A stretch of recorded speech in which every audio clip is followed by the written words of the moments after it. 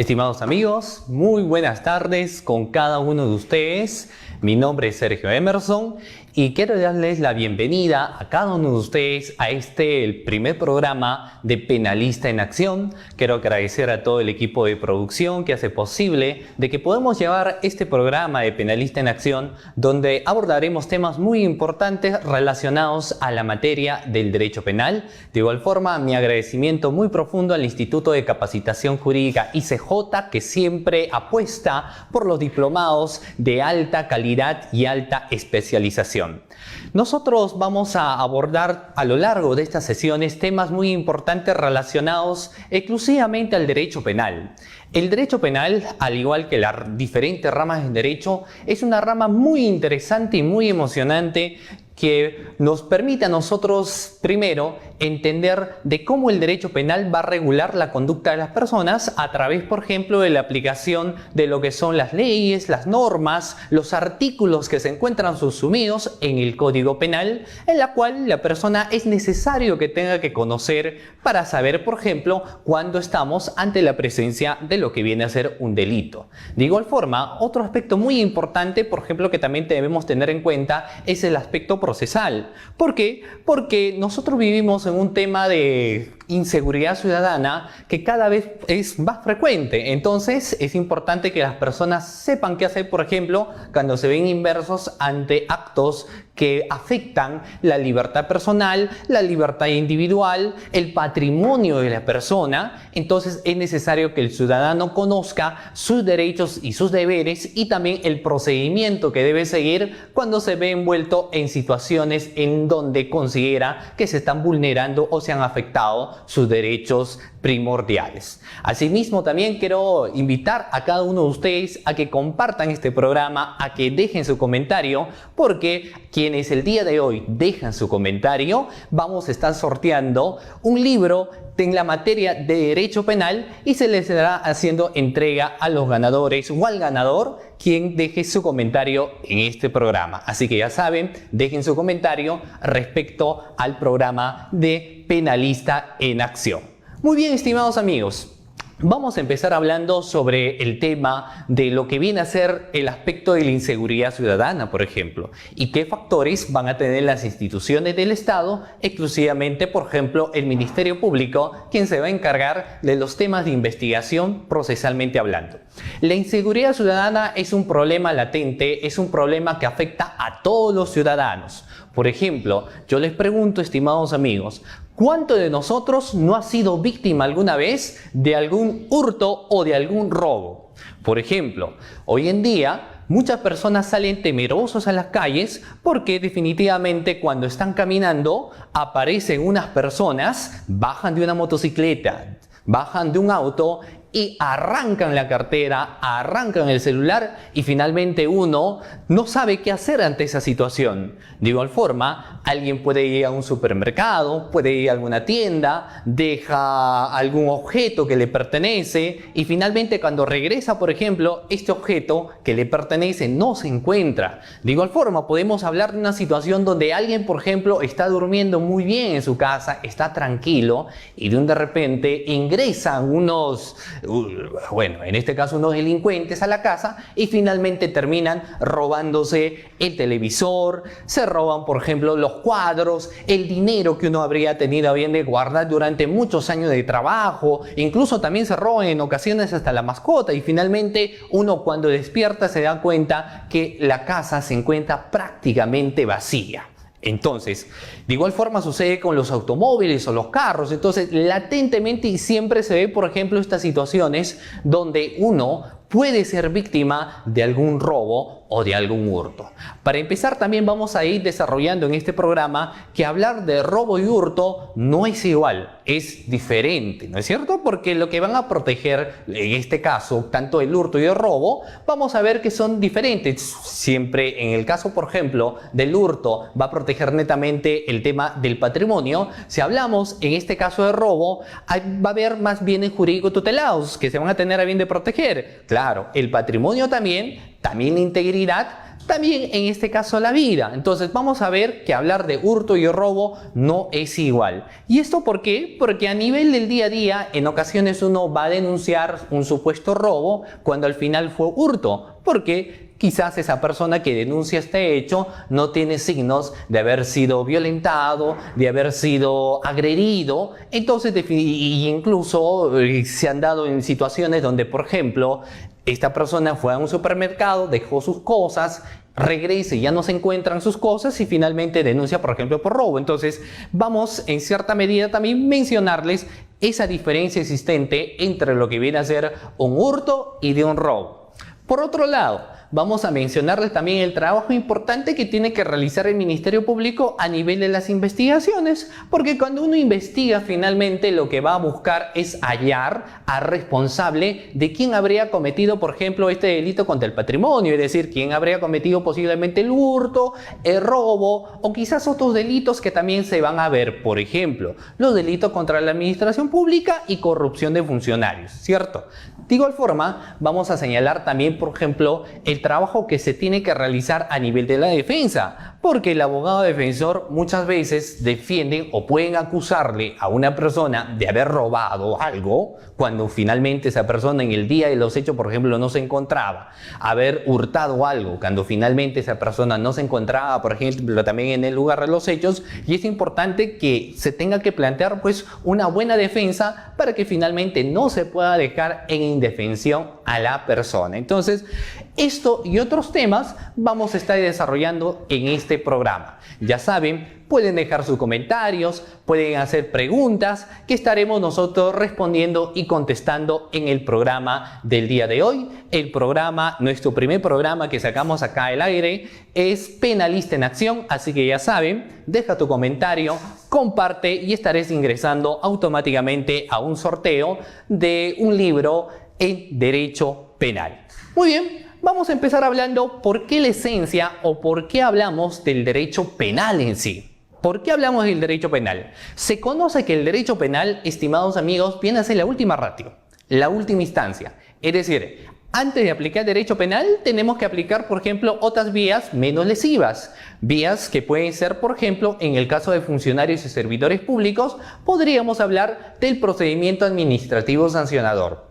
Entonces, ¿por qué? Porque el Estado mismo busca que antes de aplicar, por ejemplo, temas de derecho penal, se aplican otros temas menos lesivos. Procedimentalmente hablando, en el caso de un funcionario, por ejemplo, antes de que se le pueda imputar un tipo penal de colusión, de peculado o malversación de fondos, se podría ver esto a través de la vía administrativa y ver las sanciones que podría acarrear su comportamiento que ha tenido. Comportamiento que evidentemente vulnera, en este caso, los principios institucionales y también aquellos reglamentos de organización y funciones que tiende a bien de cumplir todo funcionario y servidor público que trabaja al Estado. Entonces, si el derecho administrativo se tiene que aplicar, no siempre en todas las vías se va a tener a bien de aplicar, por ejemplo, derecho administrativo. Y en la actualidad podemos ver que la inseguridad ciudadana es un problema latente. Es un problema atroz, es un problema que la ciudadanía y las personas y los operadores del derecho tienen diariamente que enfrentarse. La ciudadanía no está segura, no está tranquila, porque cuando sale, por ejemplo, a algún lugar, como mencionaba al inicio del programa, está con el temor de que pueda, en este caso, aparecer 3 o 4 personas y finalmente sustraerle, arrebatarle lo que es un bien que él tiene. Ahí les voy a contar, por ejemplo, las siguientes situaciones que en ocasiones suelen darse. Una primera situación es cuando alguien, hoy en día, el robo de celulares es muy frecuente, es aquello que se comete cada segundo, cada minuto, cada hora. Miles de las personas que, por ejemplo, están andando por las avenidas, están en el carro, son víctimas de algún tipo de robo de celular. ¿Por qué? Porque el robo de celular se ha convertido en una modalidad en la cual las personas, precisamente el sujeto activo que comete este hecho delictivo, utiliza pues la amenaza, la violencia y con destrezas permite finalmente coaccionar a la persona para que éste, ante la intimidación que sufre, tenga a bien de entregar, por ejemplo, en este caso, su bien patrimonial. Entonces, sobre ello hoy en día, si hablamos sobre este tema de robo de celular, es muy frecuente, muy cotidiana, y si mencionamos hoy en día de que las personas pues tienen mucha información en un aparato tan pequeño que viene a ser el celular. Ahí, por ejemplo, el celular contiene mucha información, que puede ser información personal, puede ser información, en este caso, documental, pueden tener fotografías, prácticamente el historial de las personas se encuentra dentro de este aparato que viene a ser el celular. Entonces, hay una frase que nos señala que antes, por ejemplo, de estar inmersos ante una situación, uno podría prevenir este tipo de acontecimientos. Entonces, como se ha visto en los últimos tiempos, este tema del robo de los celulares, se recomienda a las personas, por ejemplo, de que cuando están transitando, de que cuando están en el carro, no saquen en este caso el aparato que viene a ser el celular, porque podrían ser víctimas de algún tipo de robo. De igual forma, si es urgente responder una llamada, si es urgente comunicarse con alguien, uno podría utilizar los audífonos para que de esta forma, por ejemplo, ya no puede estar inmerso en algún tipo de peligro. A quienes nos están viendo en este momento y se encuentran conectados, yo les pregunto a ustedes, ¿cuántos de ustedes hasta la fecha ha sido, por ejemplo, lamentablemente víctima de algún tipo de robo de celular? Dejen ahí, por ejemplo, su comentario. ¿Cuántos de ustedes ha sido víctima, por ejemplo, de un robo de un celular en el momento menos esperado, en el momento que no querías y finalmente pierdes toda esa información valiosa que tenías en ese celular, ¿cierto? Entonces, esa situación nos conlleva a entender, por ejemplo, de que hay que tener que aplicar muchas medidas. Uno, de prevención ante este tipo de situaciones, y dos, de ver qué hacemos cuando las personas, quienes han cometido, en este caso, este hecho delictivo, se tengan que enfrentar, en este caso, a la justicia. Vamos a ver, por un lado, el trabajo que tiene que realizar el Ministerio Público y, obviamente, por el otro lado, el tema de la defensa. Entonces, si hablamos de un tipo, por ejemplo, de lo que viene a ser robo, también vamos a hablar de las modalidades que existen respecto a este tipo penal, porque podemos hablar de robo simple o de robo agravado y otras modalidades más que se encuentran ahí dentro de esta figura delictiva. O cuando hablamos, por ejemplo, del tema de hurto. Entonces, para llegar a ello, vamos a empezar mencionando lo siguiente. Como vivimos en un tema de inseguridad, y he mencionado solamente caso de hurto, he mencionado caso de robo, porque podemos mencionar aquellas acciones que cometen acá los delincuentes y que afectan no solamente el patrimonio, sino afectan también la integridad física o la vida de cada una de las personas. Y ahí regreso al tema del celular.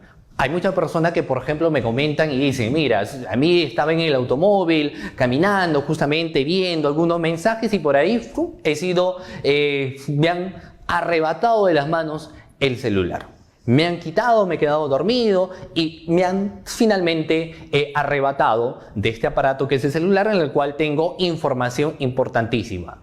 Eso por un lado.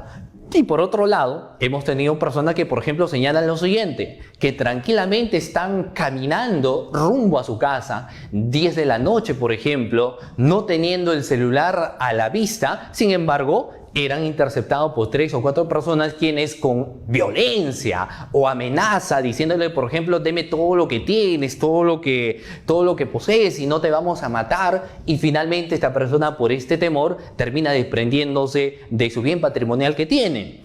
Pero también hay situaciones más extremas, por ejemplo, donde estos delincuentes pueden utilizar una pistola y un revólver y finalmente matan a una persona para sustraerle, por ejemplo, de sus pertenencias. Entonces, vivimos en una sociedad de intranquilidad, vivimos en un contexto donde, por ejemplo, la ciudadanía prácticamente no está segura de la protección que deba tener. ¿Y a quiénes uno podría recurrir? Pues eminentemente a las entidades del Estado. Y ahí voy a mencionar lo siguiente que vamos a estar viéndolo también en las próximas sesiones. Sucede de que muchas veces uno puede acudir a una entidad del Estado con la esperanza, por ejemplo, de que le pueden atender muy bien. Es decir, puede acudir a cualquier entidad del Estado para que tanto el funcionario o el servidor público puedan brindar ayuda a aquellas personas que han sido víctimas de algún hecho delincuencial. Sin embargo, ¿qué sucede cuando estas personas, estos funcionarios y servidores públicos que trabajan en la entidad del Estado, lejos de tener un comportamiento en base, por ejemplo, a principios de probidad, de lealtad, de integridad, finalmente terminan, por ejemplo, solicitándole una suma de dinero a una persona? Es decir, alguien puede ir, por ejemplo, a denunciar un hecho delictivo y finalmente la persona que va a recibir su denuncia le dice: para recibir tu denuncia tienes que darnos tanta suma de dinero, o para agilizar el trámite nos das tanta suma de dinero. En el caso, por ejemplo, de denuncia, pero podríamos hablar cuando uno, por ejemplo, quiere realizar un trámite dentro de una institución, una municipalidad, uno quiere sacar una licencia y finalmente uno va a realizar un trámite. Y realizar un trámite también, estimados amigos, les pregunto, en el caso, por ejemplo, de nuestro país, no, bueno, vamos a hablar del Perú, realizar un trámite para muchos podría ser un tanto engorroso por la cantidad de personas que van a la institución, por la cantidad de trámites que se van a tener que realizar, y muchas veces el personal no es suficiente como para poder atender a todas las personas. Pero finalmente uno considera de que el trámite tiene que ser rápido. Y finalmente imagínense de que un supuesto o un funcionario o un servidor público de esa entidad a la cual uno va a realizar el trámite, finalmente le diga, por ejemplo, lo siguiente: mira, estás y vas ahí a realizar tu trámite y este trámite es engorroso. Este trámite es realmente va a demorar bastante. Entonces, lo que necesitamos es conversar y ver una solución respecto a este problema. Y una persona puede decir: ¿y cuál es la solución? Dígame, ¿cuál es la solución? La solución es lo siguiente: tú quieres, por ejemplo, acá tu licencia de una forma rápida, ¿correcto? Lo quieres ahora, pero el trámite es engorroso. Por lo menos el trámite que tú estás solicitando va a demorar, por ejemplo, de acá a un mes, por ejemplo. O va a demorar 30 días, 25 días o 20 días si tú lo necesitas para allá. Y finalmente, por ejemplo, el funcionario puede decirte: ¿sabes qué? Conversamos a tal hora, en tal lugar, me das 500 nuevos soles a cambio de que yo te entregue, por ejemplo, algún tipo de carnet, algún tipo de licencia o lo que tú estás solicitando. Entonces, casos como estos se pueden ver a menudo. Entonces, tenemos a veces entidades donde existen malos funcionarios públicos, malos servidores públicos. Entonces, la ciudadanía dice: si en la sociedad mismo, donde uno se encuentra, ya está cansado de aquellos acontecimientos de robos, de hurtos, de delitos de violaciones, de muerte y asesinato, tengo que confiar en lo que son las entidades del Estado. Y finalmente, cuando uno va, por ejemplo, a las entidades del Estado, se encuentra a un funcionario, a un servidor público, mal funcionario público, mal servidor público, que te solicita, por ejemplo, una suma de dinero a cambio de poder facilitarte algún trámite, entregarte algo que de por sí procedimentalmente, administrativamente hablando, te corresponde. Entonces, por ende, acá yo les dejo una pregunta a cada uno de ustedes para que también podrían tener a bien, por ejemplo, de responder. Muchos han hablado de que el derecho penal en ese sentido sería la última ratio, la última instancia, pero pareciera de que en la actualidad, lejos de ser el derecho penal, por ejemplo, la última ratio, la última instancia, se ha convertido, pareciera hoy en día, en una prima instancia, en una primera instancia. ¿No es cierto? Entonces, antes de aplicar, por ejemplo, un derecho administrativo o cualquier otra medida, se estaría aplicando derecho penal. Entonces, es un tema también para analizar respecto al derecho penal. Vamos a hablar ahora sobre, después de haber mencionado esto, en el caso de la inseguridad existente, vamos a mencionar porque todos nosotros tenemos derechos individuales y existen derechos colectivos.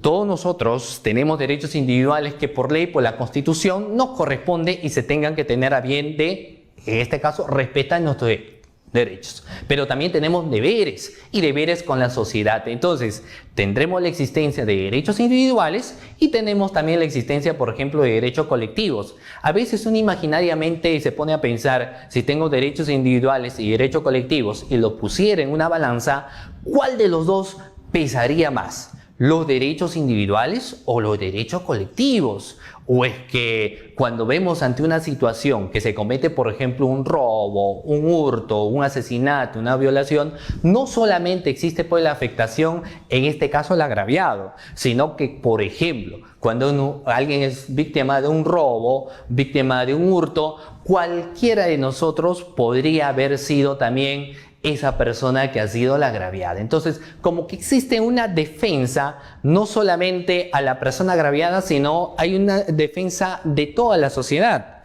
Entonces, si uno sumara derechos individuales y derechos colectivos, reiteramos nuevamente en una balanza, pareciera que se incline un poco más en los derechos colectivos que en los derechos individuales. Partiendo de ello, vamos a ver pues que hoy en día tenemos el Ministerio Público. Sobre el Ministerio Público, la Fiscalía nos menciona de que el fiscal, quien integra el Ministerio Público, es el defensor de la legalidad. Y cuando hablamos de defensor de la legalidad, habría que entender, por ejemplo, lo siguiente, ¿no es cierto? ¿Qué entendemos nosotros por lo que viene a ser defender la legalidad? Lo que se encuentra en el Código Penal, se encuentran obviamente lo que son los delitos, pero también se encuentran las medidas que se pueden aplicar, como puede ser el impedimento de salida del país, la prisión preventiva, incluso también las sentencias. Volvamos a los dos primeros, impedimento de salida del país y prisión preventiva. Si hablamos de un tema de defensa de la legalidad, vamos a mencionar de que el primero, por ejemplo, al momento de hacer un requerimiento de prisión preventiva, un requerimiento de impedimento de salida del país, tiene que ser el Ministerio Público. El Ministerio Público es el primero el que tendría que ver el código, por ejemplo, y ver si sobre cada caso en particular amerita o no amerita aplicar, por ejemplo, un tema de prisión preventiva. Es decir, si se ha cometido un robo, por ejemplo, un robo agravado, amerita sobre cada caso darle prisión preventiva o no darle prisión preventiva. Si se trata de un delito cometido por funcionario público, por ejemplo, habría que analizar también si habría que requerir en este caso, porque el Ministerio Público es un ente requiriente, lo requiere el juez de investigación preparatoria. Y el juez de investigación preparatoria es el que finalmente dice fundado el requerimiento o infundado el requerimiento que está solicitando el Ministerio Público. Entonces, el primero que va a tener que analizar definitivamente es el Ministerio Público. El Ministerio Público tendrá que analizar en el caso de los requerimientos y en el caso de diferentes denuncias que diariamente llegan a nivel de la Fiscalía. Por ejemplo, diariamente llegan miles de escritos que tienen que ser atendidos por la Fiscalía, porque entendamos que a la Fiscalía también, aparte de ser el defensor de la legalidad, es el defensor de la sociedad. Entonces, defiende no solamente aquellos casos en los cuales se está viendo, sino defiende a toda la sociedad existente.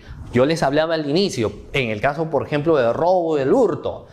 Cuando una persona puede denunciar este hecho, cualquiera de nosotros podría haber sido víctima de algún tipo de este hecho delictivo. Entonces, se protege a la sociedad para que precisamente se vaya a erradicar aquellos comportamientos que van contrario a derecho, contrario a norma. Y para ello el Ministerio Público tiene un trabajo muy importante. Ahora, existen diariamente miles de denuncias que llegan. Hay denuncias que pueden tener elementos de convicción muy importantes, en las cuales, por ejemplo, uno las analiza y podría decir, vaya, este hecho sí constituye delito. Por ejemplo, una persona podría estar denunciando un delito de hurto.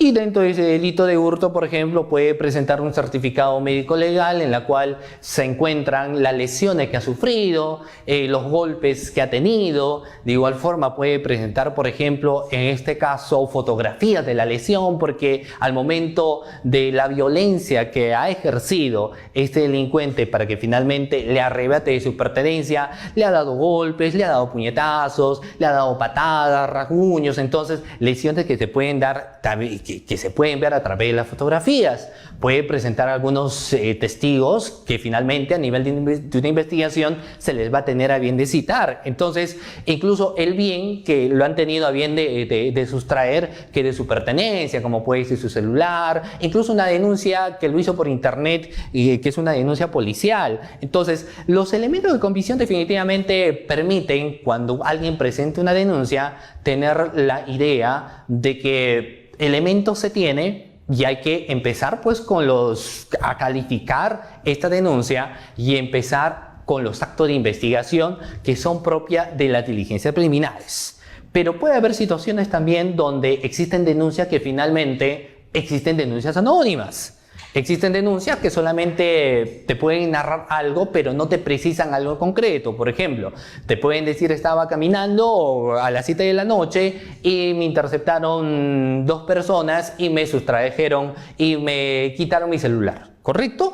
Y finalmente quizás no haya mayor aporte en ese hecho en particular. Sobre ello, por ejemplo, uno podría entender, si no hay elementos, ¿correcto? No hay elementos que uno tiene ante una denuncia, porque finalmente lo que uno hace cuando alguien está caminando y estás tranquilo y finalmente eres interceptado y te roban, del miedo y el susto, pues no estás viendo qué acto de investigación presento, qué fotografía me tomo, etcétera, sino finalmente presentas quizás un escrito y lo ingresan por mesa de parte para que se pueda investigar este hecho. Entonces, lo importante ahí sería, por ejemplo, ver el siguiente panorama. Si hay una denuncia verbal, definitivamente habría que ver a través de su declaración en diligencias preliminares si la persona denunciante de un hecho delictivo que podría ser un robo, ¿qué más aportes va a dar? Porque puede ser de que en su escrito no haya clarificado muy bien los hechos, o sea, haya sido muy resumido, pero ya con su declaración que puede vertir a nivel de fiscalía, finalmente podría dar mayor panorama, mayor luces, indicar personas, tener mayor fotografía, como para que uno pueda esclarecer los temas a nivel de esa investigación. Ahora, también se puede las situaciones porque las denuncias no solamente son escritas, ¿no es cierto?, sino que también la persona que se y ve que ha sido víctima de cualquier tipo de delito puede realizar su denuncia en forma verbal.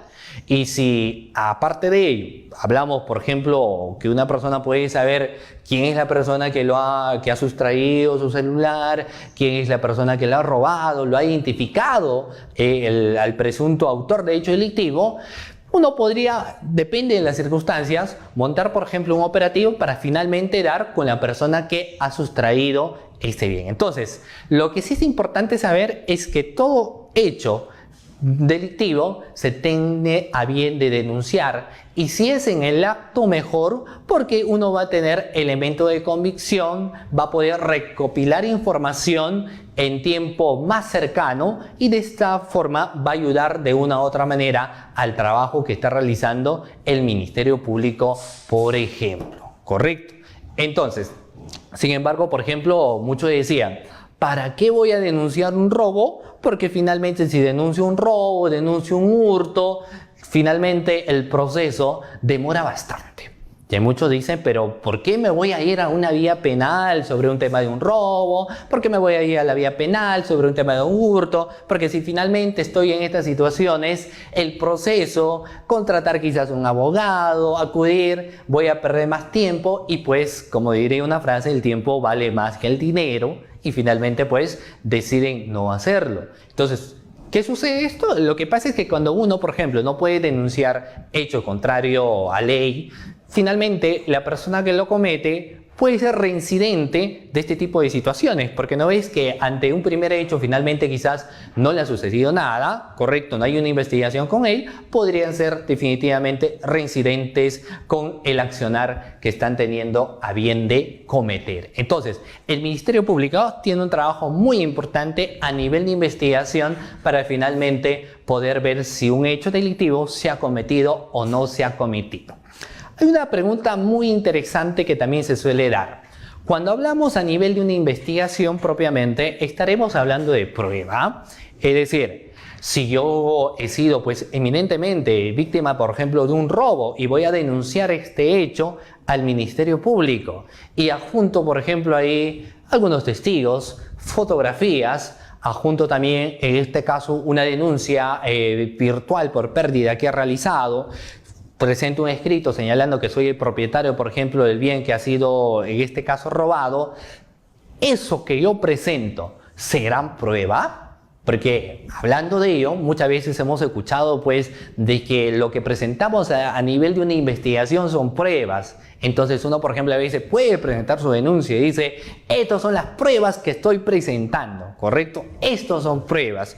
Sin embargo, procesalmente hablando, y como nuestro programa es pues Penalista en Acción, para quienes recién se están conectando en estos momentos, vamos a mencionarles que el programa, hoy es un programa inaugural, programa que estamos aperturando, que lleva por título Penalista en Acción. Reiterarles también a cada uno de ustedes que pueden dejar su comentario, pueden hacer preguntas, compartan, y quienes dejan pues su comentario o compartan lo que viene a ser el programa del día de hoy, van a ingresar a un sorteo de un libro de Derecho Penal que se les va a estar entregando en el próximo programa. Muy bien, estábamos hablando en ese sentido de lo que vienen a ser, por ejemplo, los temas de inseguridad existentes en esta sociedad, como venían a ser los casos de robo y hurto, y qué debería hacer la persona en un primer momento, y sobre todo a nivel de Ministerio Público, porque estábamos mencionando que en la actualidad, por ejemplo, ¿no es cierto? Ahí, volviendo nuevamente al tema del Ministerio Público,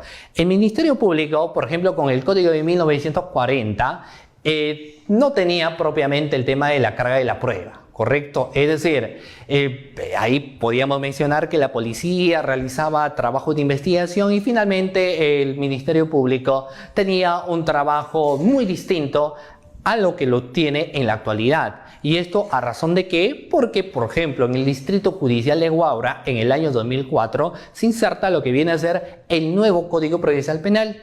Y cuando se inserta pues este nuevo Código Procesal Penal, ahí le dotan al Ministerio Público lo que viene a ser, por ejemplo, la famosa carga de la prueba. Y al tener la carga de la prueba, el Ministerio Público tiene pues todo esa obligación de poder investigar, y dentro del proceso pues se han dividido en diligencias preliminares en un primer momento para recabar precisamente esos elementos de convicción. Entonces, estábamos mencionando que cuando uno presenta en su denuncia, por ejemplo, las fotografías, los escritos, la parte incluso del médico legista, eso propiamente no son pruebas, sino son elementos de convicción. Entonces, el término correcto que se tiene que hablar ahora, todos ustedes están sintonizando en este programa, no van a ser pruebas a nivel de investigación de preparatoria, sino de lo que se va a hablar son de elementos de convicción. Entonces, volvíamos a lo siguiente también. Muchos decían, ¿por qué voy a denunciar algo? Porque si denuncio, el proceso penal demora años y años. Y el tiempo, reitero nuevamente, el tiempo vale más que el dinero, decíamos. Hay un dato muy importante que debemos saber. En la actualidad, el proceso penal tiene plazos.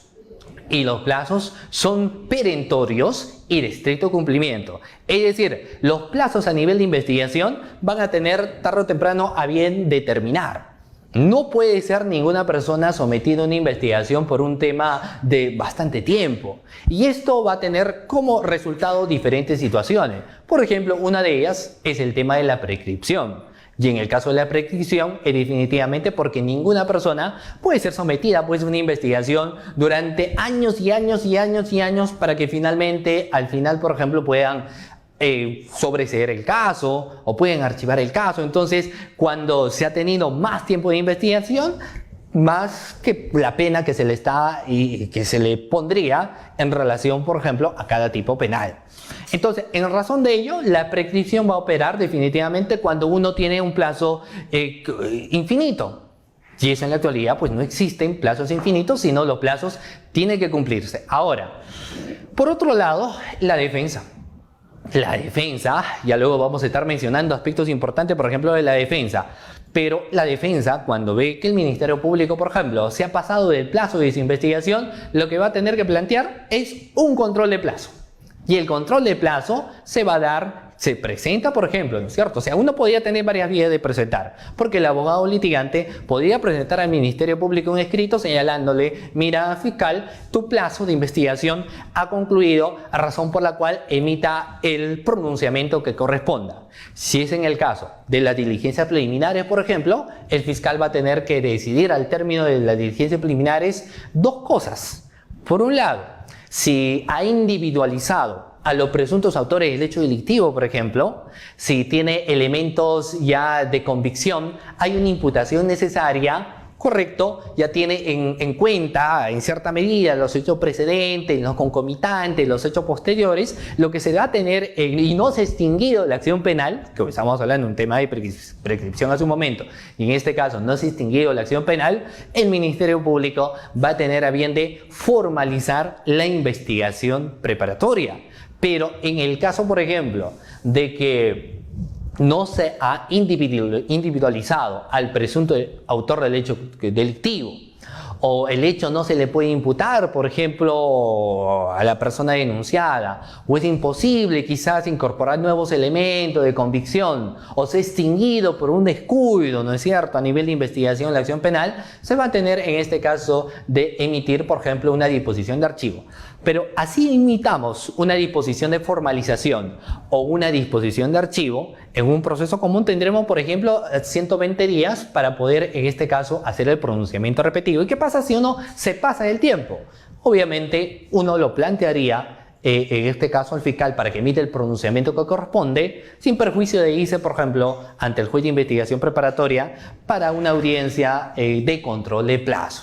¿Y qué sucederá en la audiencia de control de plazo? ¿Cierto? ¿Qué podría pasar en la audiencia de control de plazo?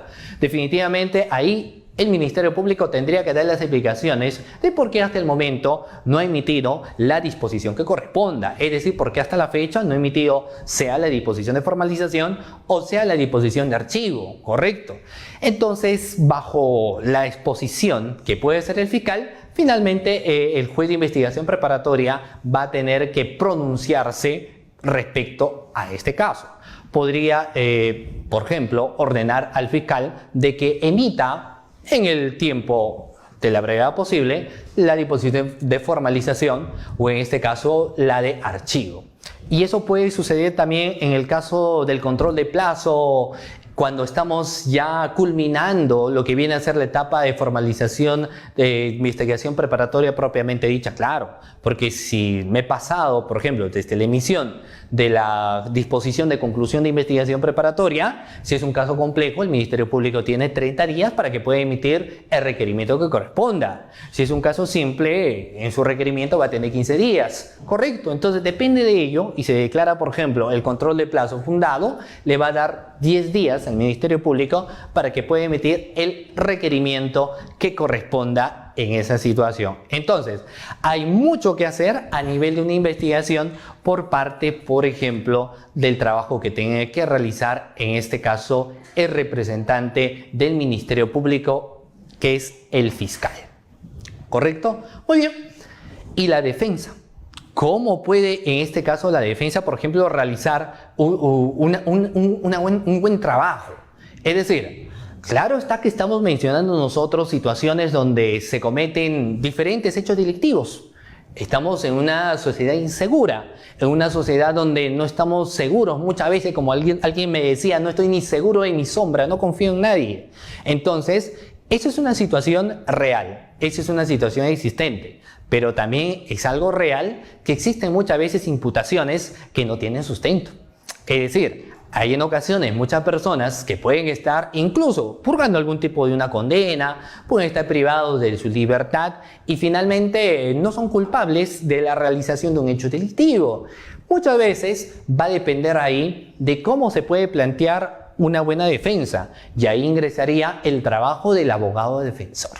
Entonces, podemos ver acá sobre el tema, sobre todo del abogado defensor y quienes se dedican exclusivamente, por ejemplo, a la defensa de casos penales. Recordemos, nuestro programa es Penalista en Acción. Entonces, los que se dedican al litigio tienen situaciones pues privilegiadas. tenía algunos colegas que me señalan que es muy enriquecedor, por ejemplo, dedicarse al litigio, porque aparte de ver los casos desde otra perspectiva, también tienes la oportunidad, por ejemplo, de conocer un poco más el derecho penal a lo largo de nuestro país. Por ejemplo, puedes conocer una audiencia no solamente acá en Lima, porque cuando uno litiga, puede estar, por ejemplo, el día de hoy acá en Lima, en la noche podría salir su vuelo para irse a Piura, luego podría irse a Talara, podría irse a Huánuco, podría irse a Tacna, podría irse a diferentes lugares, ¿no es cierto? Entonces, hablando de Tacna, quiero enviar un saludo, en este caso, al ilustre Colegio de Abogados de Tacna, y quienes hemos tenido la oportunidad también ahí de compartir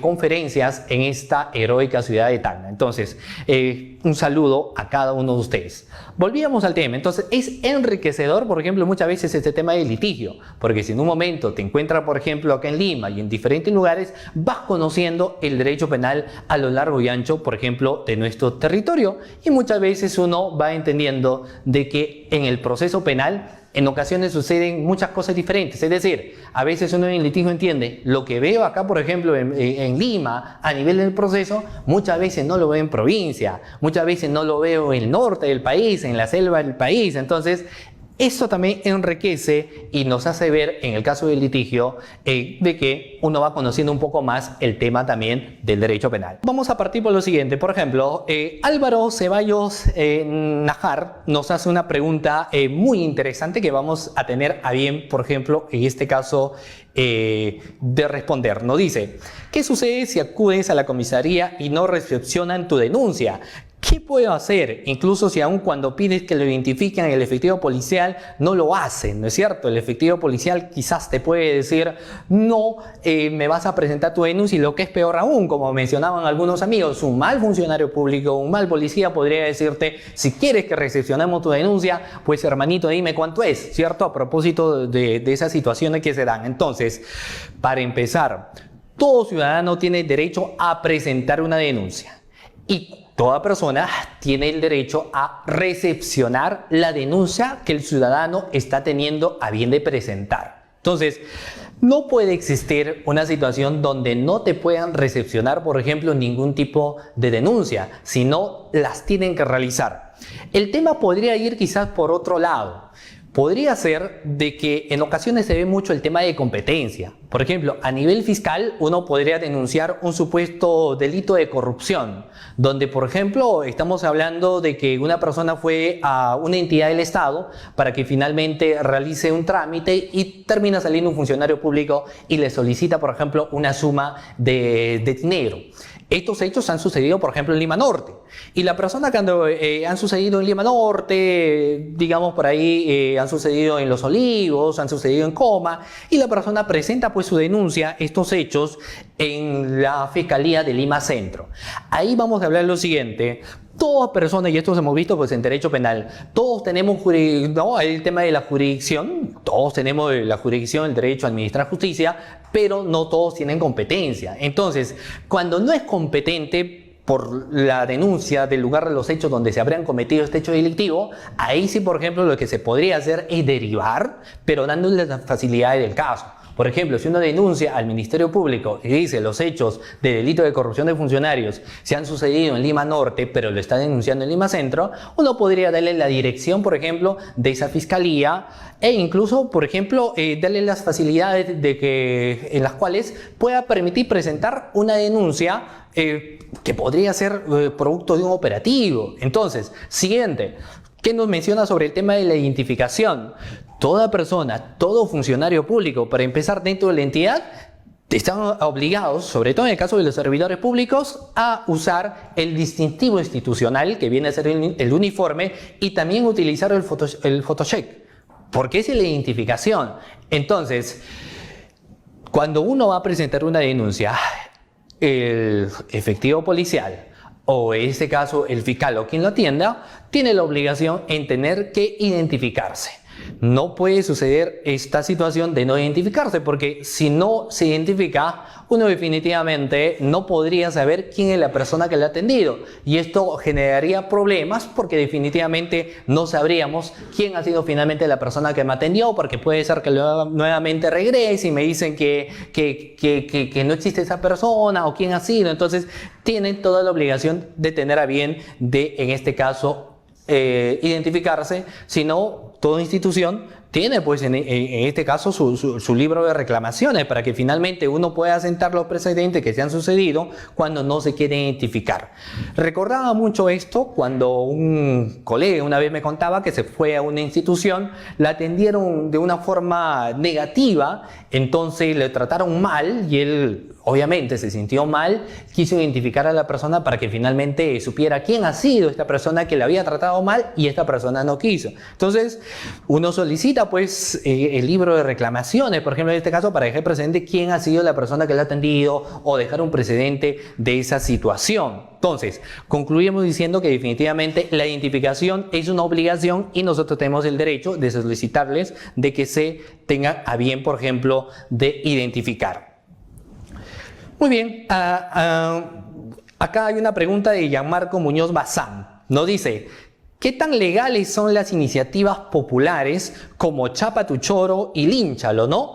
O las rondas campesinas? ¿Qué papel cumple la ley peruana en estos casos? Es una pregunta también muy interesante, sobre todo porque pareciera, y es algo muy real, que la ciudadanía se ve indignada en este tipo de situaciones, ¿correcto? Porque ya uno no cree, como le decía al inicio, para empezar, por ejemplo, uno no cree en la seguridad ciudadana, porque hay un tema de inseguridad.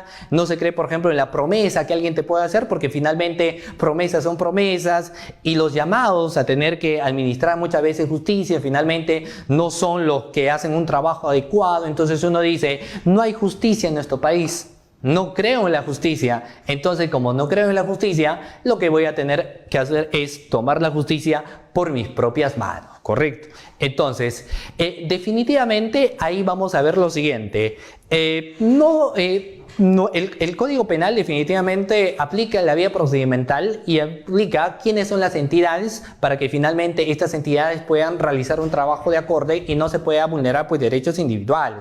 Entonces, no está legalizado, por ejemplo, en nuestra Constitución, en nuestro Código Penal, de que se tenga que armar justicia popular. No está reglamentado.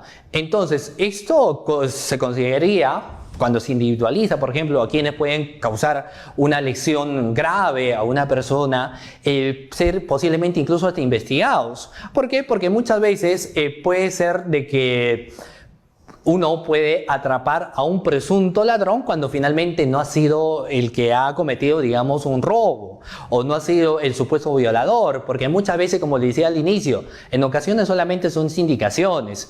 Ahora, entonces, en ese caso, cuando uno por la indignación en grupo popular lo realiza, definitivamente lo correcto es dar voz a las autoridades respectivas, a conducirle a una comisaría, a conducirle, por ejemplo, a una fiscalía de turno, para que en este caso se pueda hacer, de acuerdo a los mecanismos legales, definitivamente el accionar que corresponde de acuerdo a ley. Correcto, o sea, la indignación se comparte, la indignación es real, pero no nos podemos sobrepasar lo que son, en este caso, los límites procesales, las atribuciones institucionales que por ley le corresponda.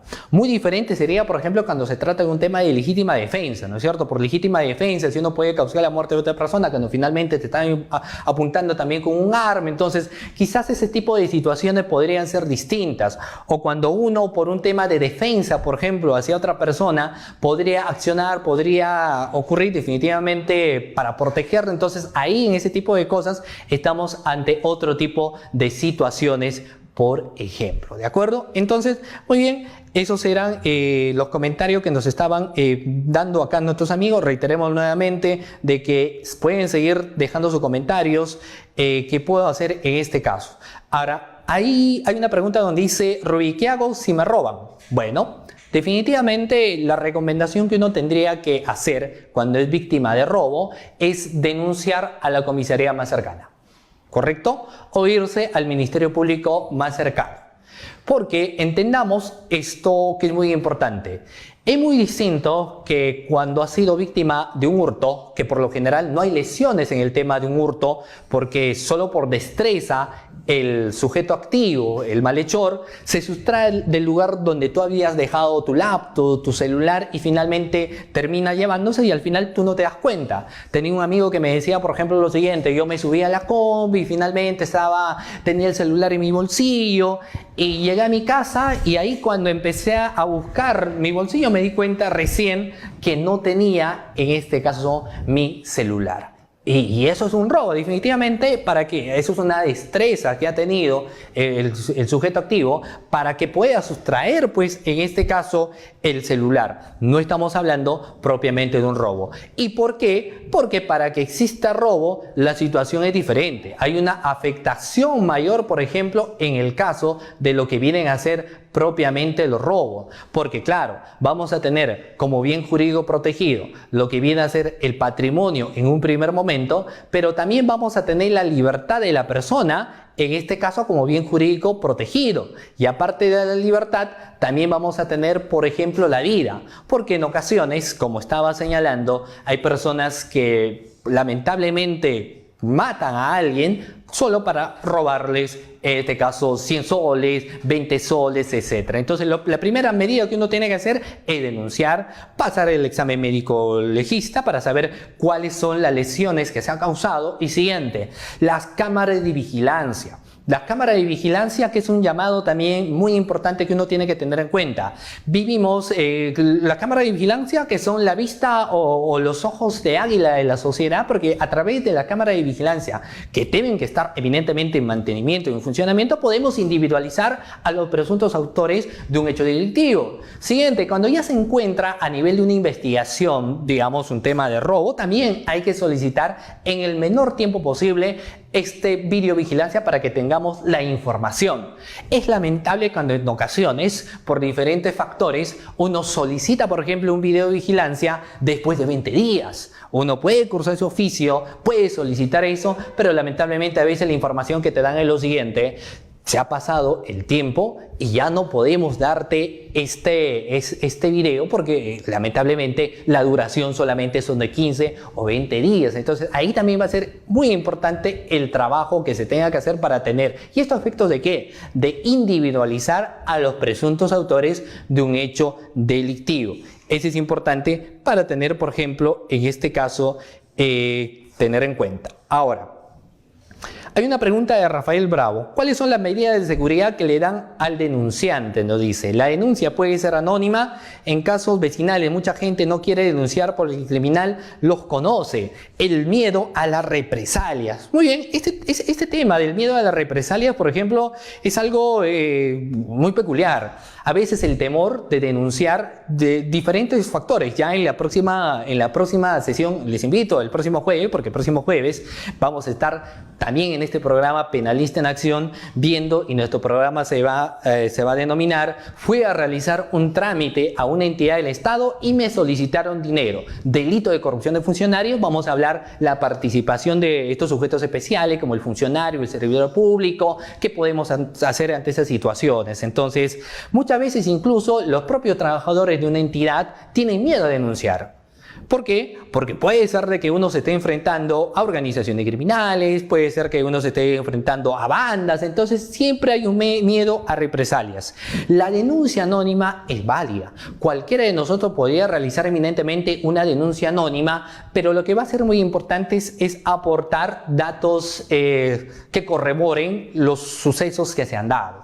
Es decir, aportar no solamente una denuncia anónima que tenga descripción de los hechos, porque si uno tiene la descripción de los hechos y es denuncia anónima, definitivamente uno no va a poder, por ejemplo, en este caso, citarlos. ¿Qué sucede en ocasiones cuando uno denuncia y su denuncia no está muy bien sustentada? Hay hechos sí que en cierta medida se subsumirían en un tipo penal, entonces se le invita a que se le programa fecha y hora para que rinda su declaración, rinde su declaración y ahí nos puede aportar mayor elemento de convicción para tener más claro la idea. Eso por un lado. pero cuando ha sido una denuncia anónima y los hechos no están narrados muy bien, no se ha individualizado, están a grandes rasgos, entonces muy poco se podría hacer en ese caso en particular, porque no se tendría, por ejemplo, la versión del denunciante, los hechos no se subsumirían posiblemente en un tipo penal, no hay elementos de composición suficientes, y ante esa situación, pues lo menciona, en un caso de la disposición de archivos, se tendría que archivar el caso. Entonces, si uno va a hacer una denuncia anónima, tendría que ser, tomar las medidas del caso y poder añadir elementos de convicción para que se puedan tener en cierta medida la certeza de la comisión de un hecho delictivo. ¿Qué protección hay a la persona que está denunciando? Entonces, y obviamente la protección de víctimas y testigos, que el Ministerio Público lo tiene UDAVIF, que se le brinda pues eminentemente protección a las personas que quieren denunciar un hecho delictivo.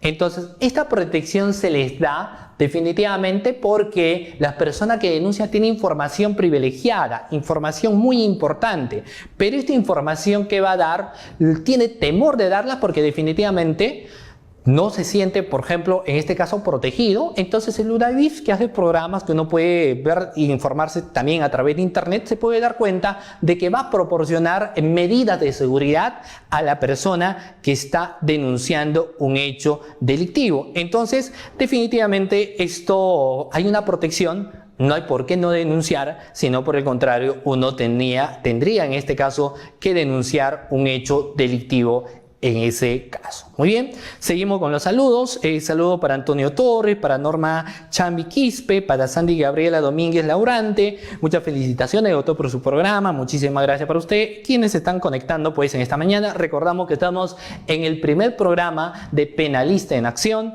donde estamos hablando pues qué hacer, por ejemplo, ante este caso de robo y hurto que se suelen dar cotidianamente en nuestro país, ¿cierto? Muy bien, entonces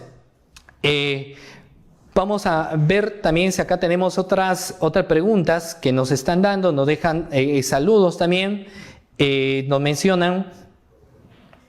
Muy bien. Henry Manuel me dice, si me roban, asisto a una comisaría o llamo al 105. ¿Qué sería lo mejor? Dependiendo definitivamente. A veces uno es lamentablemente víctima de un robo. Por ejemplo, tú sales un fin de semana con tus amigos y finalmente te roban, por ejemplo, en este caso, las pertenencias que tú tienes, te roban quizás el auto, etc. Entonces, tú tienes el celular a la mano o tienes un teléfono público, puedes denunciar al 105. Pero si tienes una comisaría cerca o una comisaría que te dé cerca, definitivamente la atención te los tienen que dar. Va a depender mucho, en todo caso, del lugar en donde tú te encuentres para que puedas hacer tu denuncia respectiva. ¿De acuerdo? Una pregunta muy interesante. Durán Guerrera Diana Úrsula nos dice lo siguiente. Cuando hago una denuncia, ¿es necesario tener las imágenes de las cámaras de vigilancia? ¿La persona a quien solicita las imágenes de cámara de vigilancia la solicita el Ministerio Público o la persona denunciante? La persona denunciante podría eminentemente solicitar también los videos, pero esto tomaría, digamos, muchísimo más tiempo, podría ser más engorroso. Lo que cuando uno denuncia al Ministerio Público, evidentemente cuando uno le roban, no sabes quién es la persona que te ha robado, definitivamente. Entonces, el Ministerio Público, dentro de las atribuciones que tiene, porque tiene atribuciones de tener que solicitar a las entidades información bajo responsabilidad o desobediencia de la autoridad, el Ministerio Público va a tener que solicitar, por ejemplo, los videos de vigilancia de la fecha y del lugar donde se habrían perpetrado el hecho delictivo. Ahora, muy importante que tener en cuenta, si alguien, por ejemplo, te presenta una denuncia y te dicen, pero ¿y dónde está el video? ¿Cierto? O sea, si me está presentando una denuncia y necesitamos individualizar al presunto autor de hecho delictivo, necesito el video, por ejemplo, para empezar una investigación. Eso no, porque suficiente con la denuncia para que en los actos de investigación que se van a tener que bien de llevar a cabo se pueda solicitar el video para poder definitivamente individualizar al presunto autor del hecho delictivo. Muy bien, entonces agradecerles a ustedes por las preguntas que nos están haciendo. Pueden igual seguir dejando sus preguntas, estaremos ahí pues respondiendo. De igual forma, hacerles recordar de quienes han dejado sus comentarios el día de hoy van a ingresar a un sorteo para el próximo programa, de un sorteo de un libro en Derecho Penal que ya el equipo de producción les va a hacer entrega ya dentro de, les va a señalar pues en este caso el día, la hora donde ustedes pueden recoger este libro. Entonces, vamos a mencionar, por ejemplo, lo siguiente. Necesariamente hay un acuerdo plenario que les invito, que puede ser, que es el 1/2015, emitido eminentemente por la Corte Suprema, en la cual nos menciona necesariamente para la consumación de un delito, por ejemplo, de robo, se tiene que dar el desprendimiento del bien, o este no podría ser, o por ejemplo, solamente podría quedar en tentativa. Eminentemente, el delito contra el patrimonio en la modalidad de hurto y robo solamente podría quedar en una facción netamente tentativa. Pongamos el siguiente caso. Ha existido, tú estás caminando con tu automóvil y de repente te cierran 2 automóviles más. Bajan 2 personas encapuchadas, en total de 4, con revólver en mano, te bajas del carro y definitivamente intentan golpearte, te dan muchos puñetes, tienes lesiones y finalmente en ese momento aparece un patrullero y los integrantes de estas 2 camionetas se van dando a la fuga. Ahí vamos a mencionar que no ha existido propiamente el desprendimiento de tu bien patrimonial que venía a ser tu automóvil, pero sí ha existido el atentado eminentemente a otros bienes, como viene a ser en este caso tu libertad, el daño, obviamente los moretones han atentado contra ti físicamente, y estaríamos hablando en ese caso, por ejemplo, de la modalidad de, en este caso de robo, pero en caso de tentativa. Hay algo muy importante, por ahí uno me señalaba y mencionaba también lo siguiente.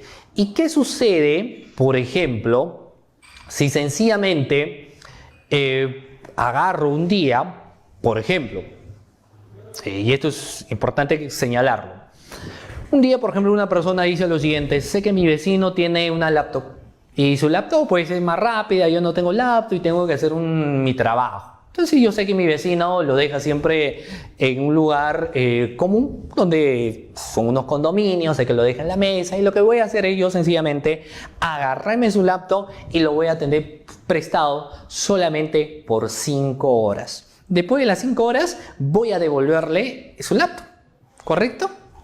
Y finalmente después de las 5 horas le termino devolviendo el laptop a la persona. Obviamente, y durante ese tiempo la persona pues se ha preocupado, no sabía dónde estaba su laptop. Entonces, esa situación, les pregunto, ¿será conllevado? ¿Será un tipo de delito?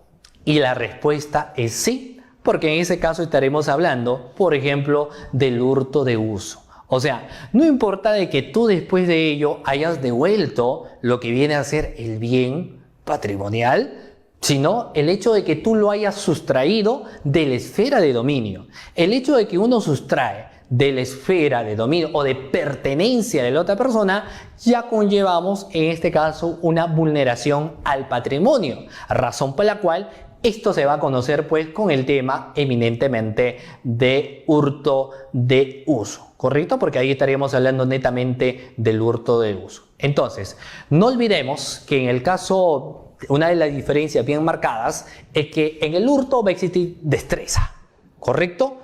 Pero en el caso de robo va a existir siempre la violencia y la amenaza. Entonces, obviamente, una violencia no es una violencia pacífica, no es una violencia donde tú no salgas herido, no salgas con daño. Siempre va a existir este tipo de acontecimiento que por lo general el reconocimiento médico legal va a depender de cuánto, por ejemplo, ha sido la lesión, de cuánto ha sido el daño que ha tenido a bien de causar este acto violento. Correcto, entonces volvíamos a mencionar. ¿Y qué pasa, por ejemplo, si las personas han cometido este hecho delictivo y tenían pasamontañas y no se le podía visualizar? Podría suceder muchos factores. Eminentemente se puede hacer incluso una pericia para que cada persona tiene su estilo de andar, su estilo de caminar, cada uno tiene su forma de desplazarse, por ejemplo, por las calles. Entonces, así uno puede tener pasamontaña o puede tener las gorras. Finalmente, a través de una pericia uno podría ver a quién pertenece esa forma de caminar, esa forma de andar, porque la pericia nos va a permitir definitivamente hallar aquellas encrucijadas que no, en un primer inicio, no podríamos tener en cuenta. Ahora, ¿y qué sucede si es que una persona denuncia y dice: yo sí me recuerdo el rostro de la persona que me ha robado? Porque sí me recuerdo que cuando estaba en el piso me estaba dando golpes, me estaba dando patadas, etc. Entonces, puede en ese caso hacerse una rueda, en este caso de imputados, para hacer la identificación de quién habría sido la persona que le ha tenido a bien, por ejemplo, de robar. Entonces, sin lugar a dudas, si sabemos que a nivel de investigación se tiende a bien de realizar actos de investigación precisamente para individualizar al presunto autor del hecho delictivo, ahí no habría ningún problema si es que si la persona, por ejemplo, está con pasamontaña, no está con pasamontaña, porque finalmente uno a través de una pericia, por ejemplo, podría hacerle. Pero ¿qué hacemos? Alguien me dice, porque a nivel de investigación solo uno va a tener 120 días. Mientras que solicito el video, mientras que le tomo la declaración, mientras que los testigos solamente me dan versión del hecho, pero no me individualizan y el tiempo se me está venciendo, ¿qué hago a nivel de una investigación? A nivel de una investigación, uno podría o tendría que declarar el caso complejo. ¿Y por qué declararíamos el caso complejo? Porque cuando alguien tiene que realizar una pericia, es una causal de declaración de complejidad del caso. Cuando hay abundante documentación también, cuando se tenga que hacer un requerimiento de levantamiento del secreto de la comunicación, del secreto bancario, que ya a medida que analicemos, por ejemplo, los demás tipos penales, en las próximas sesiones de su programa Penalista en Acción, vamos a estar teniendo a bien de dilucidarlo. Entonces, si uno va a declarar complejo el caso y va a tener 8 meses, uno tiene mayor tiempo de investigación como para poder hacer una pericia. ¿Y qué pasa si durante esa diligencia preliminar de los 8 meses, lamentablemente no hemos individualizado al presunto autor del hecho delictivo? En ese caso, pues lo que se te tendría que hacer es emitir, si bien puede ser una ampliación extraordinaria, sino lo otro es tener que emitir, en este caso, una disposición de archivo.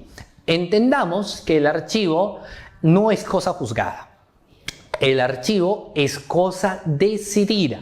¿Y por qué es cosa decidida? Recordemos que más adelante, por ejemplo, se puede reabrir el caso en materia de investigación. O sea, el Código Penal lo señala. O sea, si alguien, por ejemplo, archiva una investigación y más adelante nos podemos dar cuenta de que se han incorporado nuevos elementos de convicción que ya nos permitan tener la certeza, o finalmente esos elementos de convicción nos permiten individualizar al presunto autor del hecho delictivo, definitivamente ahí, por ejemplo, uno va a tener a bien de formalizar. Entonces, recordemos, el archivo no tiene la condición de ser cosa juzgada, sino cosa decidida, y lo decide en este caso el Ministerio Público.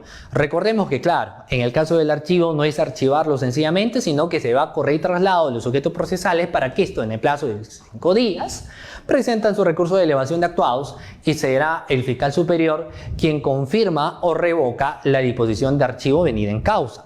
En el caso, por ejemplo, de la cosa juzgada, esto se va a dar, por ejemplo, a través de una sentencia, y el que lo emite, pues eminentemente no es el fiscal, sino el que lo va a tener a bien emitir, en este caso, es el juez, ¿de acuerdo?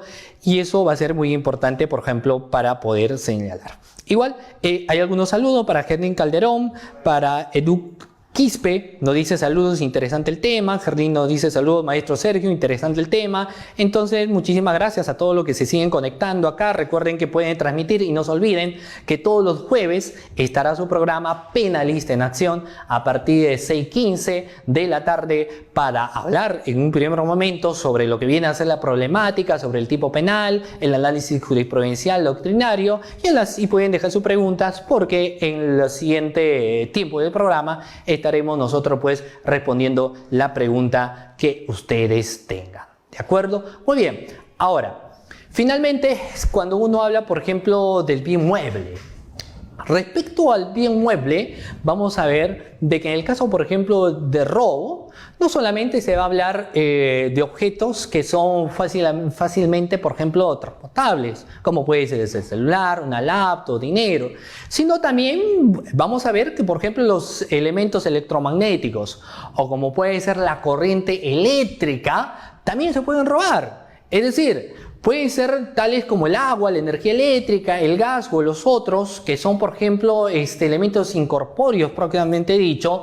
También una persona podría, pues, en este caso, robar, por ejemplo, fluido eléctrico, podría robar agua, y cuando se comprueba esta realización de hecho delictivo, estaríamos, pues, en este caso también ante un caso de robo. Entonces, recordemos que no necesariamente en el caso de robo vamos a estar hablando nosotros de lo que vienen a ser, por ejemplo, solamente aquellos bienes que uno lo puede trasladar físicamente, sino que el agua, por ejemplo, también se puede robar. También porque hay un medidor, evidentemente por ende hay un medidor, el fluido eléctrico también, para ver, ¿no?, cuánto uno tiene que pagar cada mes, pues, por concepto de luz. Entonces muchas veces uno, Pepito el vivo, ¿no es cierto?, trata de robarse, pues, energía eléctrica del vecino, fluido eléctrico. Entonces ya saben, estimados amigos que están sintonizando el programa, ese accionar te podría conllevar a estar cometiendo un delito también, en este caso de robo, porque el bien mueble también viene a ser, por ejemplo, este fluido eléctrico. Muy bien, de esta manera, estimados amigos, vamos a nuevamente agradecerle, pues, a cada uno de ustedes que se han dado sintonía a su programa. Recuerden compartirlo en las redes sociales, dejar su comentario, cómo les ha parecido el programa. Y este es su programa Penalista en Acción. Nuevamente agradecer a todo el equipo de producción, agradecer al Instituto de Capacitación Jurídica ICJ, quien tiene diplomados importantísimos, que también pueden ver en este caso la página de Facebook de ICJ. Ahí están diplomados importantes para que el estudiante se pueda ir capacitando constantemente. Entonces ya lo saben, la invitación es el próximo jueves. Mi nombre es Sergio Emerson y muchísimas gracias a cada uno de ustedes por haber sintonizado este programa Penalista en Acción. Nos vemos.